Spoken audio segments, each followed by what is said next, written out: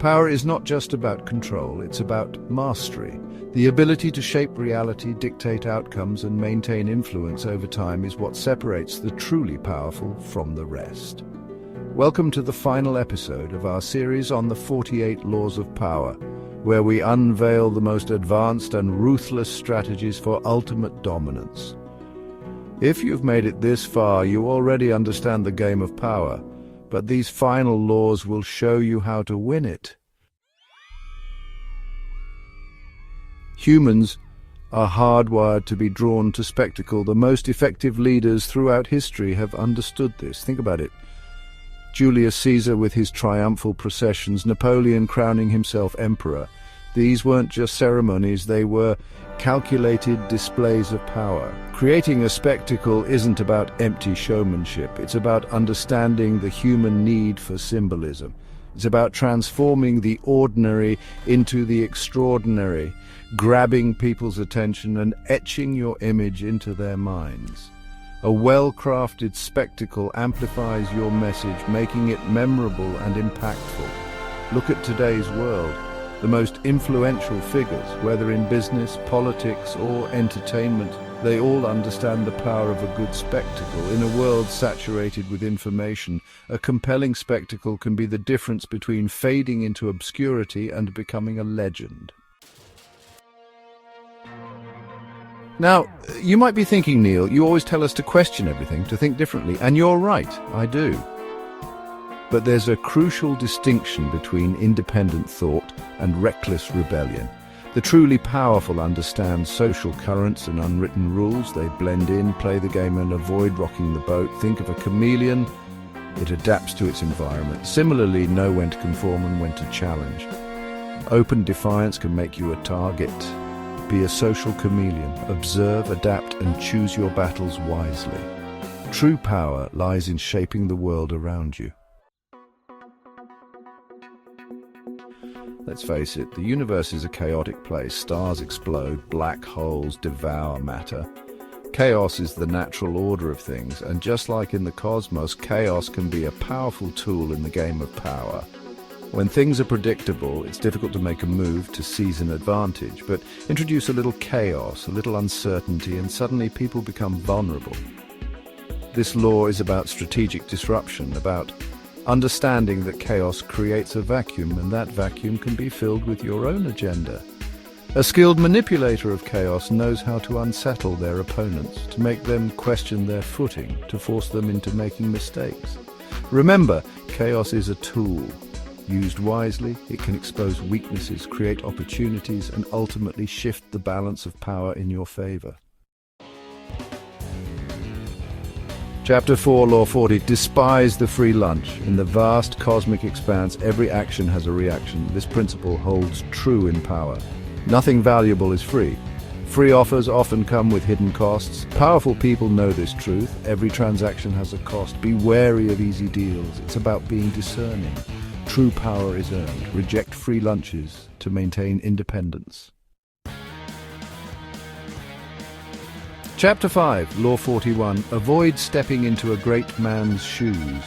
We often look to the stars, to legends like Galileo and Einstein for inspiration, but in the pursuit of power, trying to fill the shoes of a giant can be a recipe for disaster. It's like trying to outshine a supernova. You're bound to be overshadowed. Instead of trying to replicate someone else's path, carve your own. The universe rewards innovation, those who dare to push the boundaries of what's possible. Remember, true power lies in establishing your own legacy, not living in the shadow of another's. Chapter 6, Law 42. Strike the shepherd and the sheep will scatter. In the animal kingdom, it's fascinating to observe how a pack of wolves relies on its alpha, how a herd of elephants follows its matriarch. This principle of leadership, this concentration of influence, is something that transcends the natural world. Groups, whether it's a political party, a social movement, or even a company, derive their cohesion from their leaders. This law isn't about advocating for violence or anarchy. It's about recognizing the strategic importance of leadership within any power structure. By neutralizing the key decision-maker, the source of guidance and inspiration, you can effectively dismantle an entire group. This law underscores the importance of identifying and, if necessary, neutralizing the key figures within any power dynamic.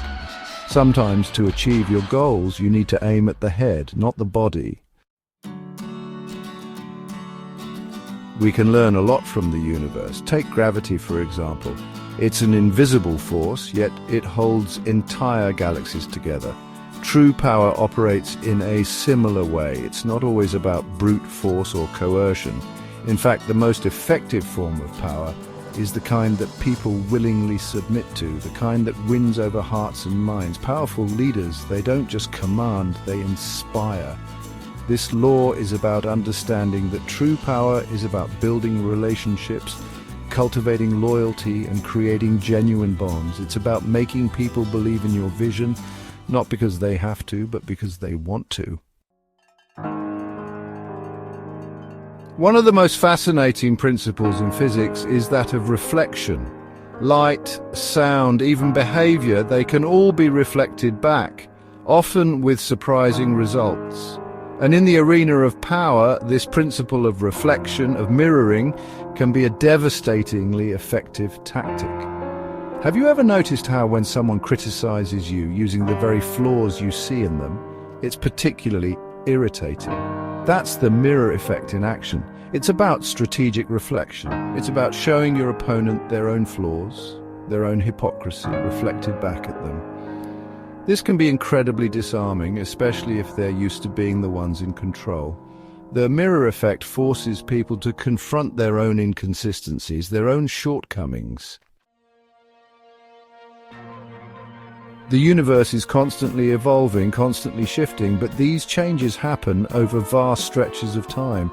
It's a slow, gradual process, and human societies are no different. We crave progress, but too much change too fast can be destabilizing. This law is about understanding the delicate balance between progress and stability. The most effective leaders, they don't try to overhaul everything overnight. They understand that people need time to adapt, to adjust to new ideas and new ways of doing things. So how do you implement change without inciting rebellion? You do it gradually, strategically. This way, change feels less like a radical upheaval and more like a natural evolution.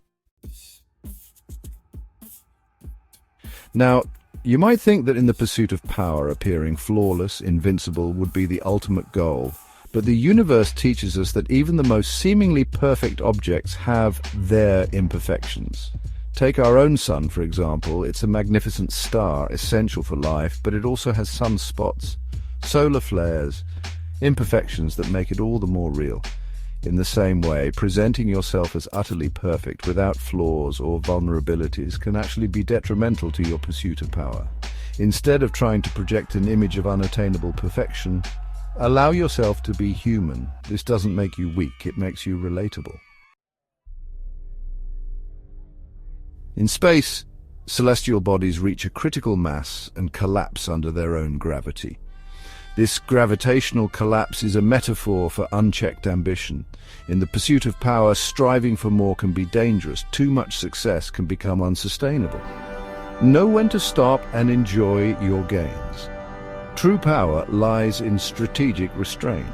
Sometimes the greatest victory is knowing when to step back. Imagine, if you will, the elusive nature of dark matter. We can't see it, we can't touch it, yet it makes up the vast majority of the universe. It's a powerful reminder that true power often lies in what we can't predict, what we can't easily define. This final law, the culmination of our exploration of power, is about achieving the ultimate state of strategic adaptability, formlessness. It's about becoming like water, fluid, ever-changing, adapting to any container, any situation. In a world obsessed with labels, with rigid definitions, the formless individual is a force to be reckoned with. They are unpredictable, impossible to pin down, always one step ahead. This is not about being passive or lacking conviction. It's about cultivating a mindset of constant adaptation. Now, you hold all 48 laws of power. The question is, will you use them, or will they be used against you? Which of these final laws was the most shocking? Let us know in the comments. Subscribe so you don't miss our next deep dive into the psychology of power and influence.